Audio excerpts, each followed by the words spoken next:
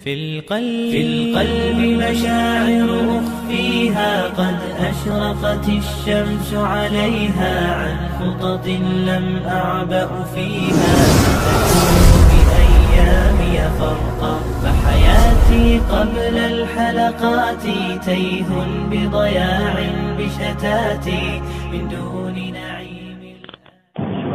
وعنكم في 2013 الله أكبر شهداء القتل على بلدة حجة الله أكبر الله أكبر. وعنكم في 2013 أحد الشهداء في القصف بالميق على مدينة حجة الله أكبر الله أكبر. 2013 yang lalu sempat terjadi banjir besar di sekitaran Madinah, termasuk wilayah Jabal Uhud ini, sampai menggenangi sebagian daerah pemakaman bagi syuhada Uhud, yang Masya Allah ketika itu terjadi ternyata terbukalah atau nampak sebagian jasad dari para syuhada ini, diantaranya jasad paman Nabi Hamzah radhiyallahu ta'ala anhu. Dan gubernur Madinah pada saat itu mengundang para ulama untuk meminta fatwa bagaimana tentang posisi jasad ini yang telah bergeser dari tempatnya, apakah dikembalikan ke tempat semula atau tetap di tempat bergesernya. Dan Masya Allah ketika para ulama menyimpulkan untuk dipindahkan kembali ke tempat asalnya dan akan diangkat dipindahkan, selain jasadnya masih utuh selama belasan abad yang lalu, dan juga terjadi peristiwa yang sangat luar biasa. Jasad sahabat Hamzah radhiyallahu ta'ala anhu ketika akan dipindahkan, ternyata dari dada yang terbelah itu masih keluar darah segar yang ditampilkan oleh Allah. Bismillahirrahmanirrahim. Assalamualaikum warahmatullahi wabarakatuh. Sahabat muslim, kami bersama kawan-kawan, ya, teman-teman kita semua sekarang sedang berada di satu tempat yang sangat bersejarah, tempat di antara pertemuan antara pasukan orang-orang beriman dengan pasukan-pasukan kafir atau yang tidak beriman, yaitu di daerah Uhud atau dikenal dengan Jabal Uhud.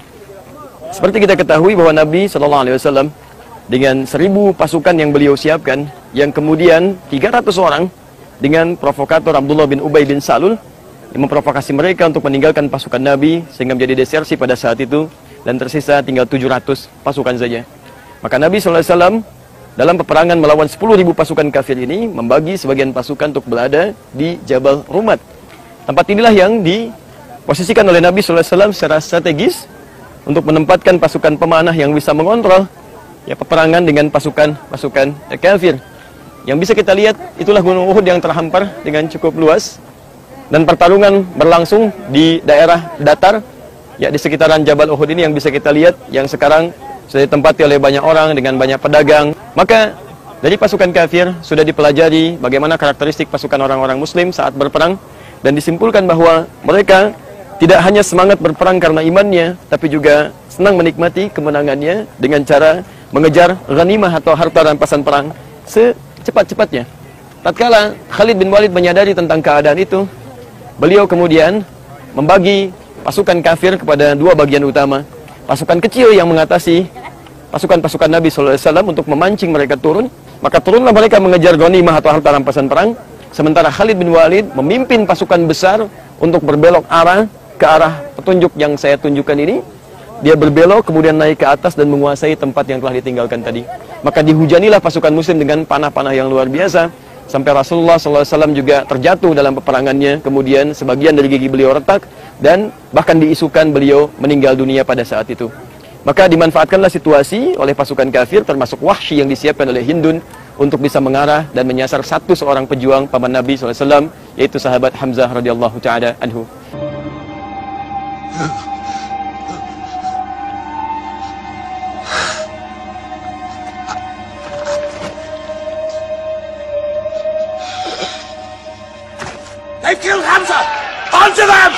Maka wafatlah beliau. Kemudian secara singkat karena punya dendam luar biasa, lalu dibelahlah dadanya, diambil hatinya, lantas dikunyahlah pada saat itu.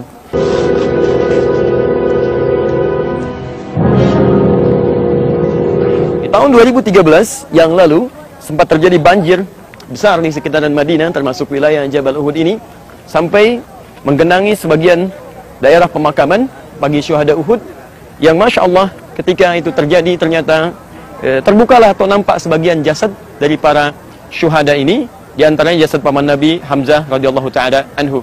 Dan gubernur Madinah pada saat itu mengundang para ulama untuk meminta fatwa bagaimana tentang posisi jasad ini yang telah bergeser dari tempatnya. Apakah dikembalikan ke tempat semula atau tetap di tempat bergesernya. Dan Masya Allah, ketika para ulama menyimpulkan untuk dipindahkan kembali ke tempat asalnya dan akan diangkat dipindahkan, selain jasadnya masih utuh selama belasan abad yang lalu, dan juga terjadi peristiwa yang sangat luar biasa.